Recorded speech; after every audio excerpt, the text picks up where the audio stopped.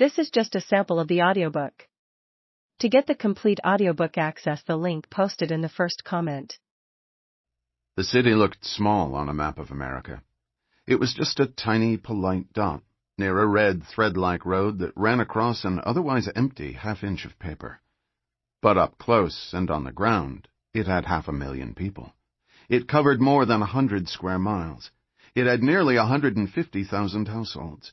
It had more than 2,000 acres of parkland. It spent $500 million a year and raised almost as much through taxes and fees and charges. It was big enough that the police department was 1,200 strong. And it was big enough that organized crime was split 2 separate ways. The west of the city was run by Ukrainians. The east was run by Albanians. The demarcation line between them was gerrymandered as tight as a congressional district.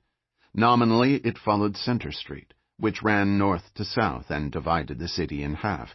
But it zigged and zagged and ducked in and out to include or exclude specific blocks and parts of specific neighborhoods, wherever it was felt historic precedents justified special circumstances. Negotiations had been tense. There had been minor turf wars. There had been some unpleasantness. But eventually an agreement had been reached. The arrangement seemed to work.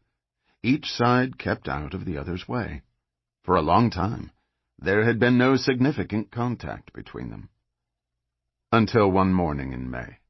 The Ukrainian boss parked in a garage on Center Street and walked east into Albanian territory. Alone.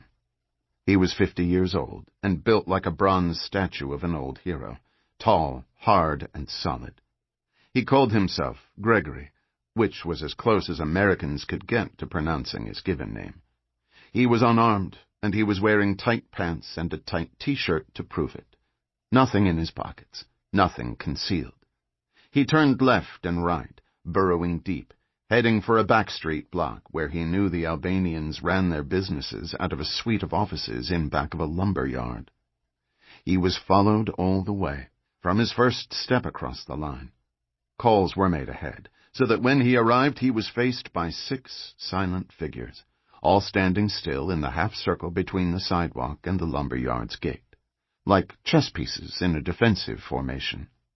He stopped and held his arms out from his sides.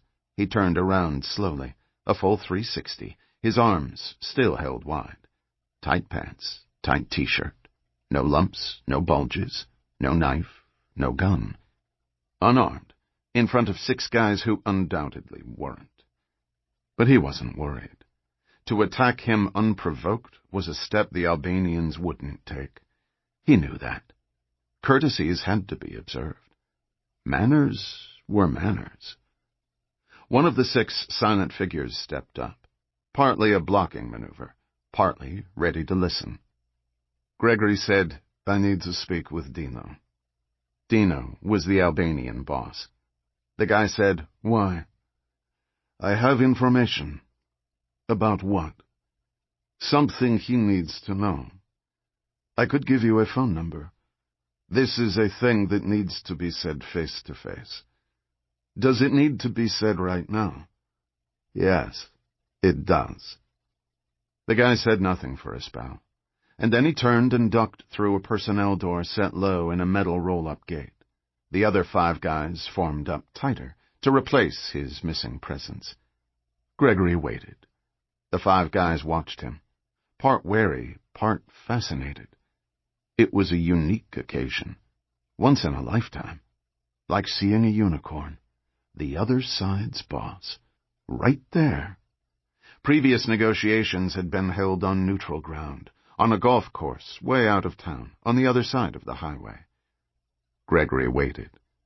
5 long minutes later, the guy came back out through the personnel door. He left it open. He gestured. Gregory walked forward and ducked and stepped inside. He smelled fresh pine and heard the whine of a saw. The guy said, "We need to search you for a wire." Gregory nodded and stripped off his T-shirt. His torso was thick and hard and matted with hair. No wire.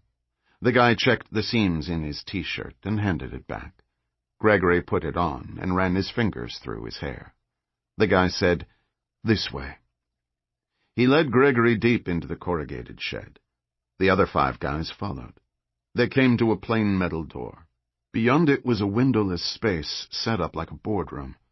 4 laminate tables had been pushed together end to end, like a barrier. In a chair in the center on the far side was Dino. He was younger than Gregory by a year or 2, and shorter by an inch or 2, but wider.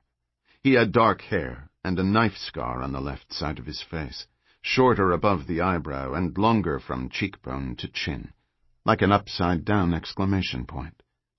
The guy who had done the talking pulled out a chair for Gregory opposite Dino, and then tracked around and sat down at Dino's right hand, like a faithful lieutenant.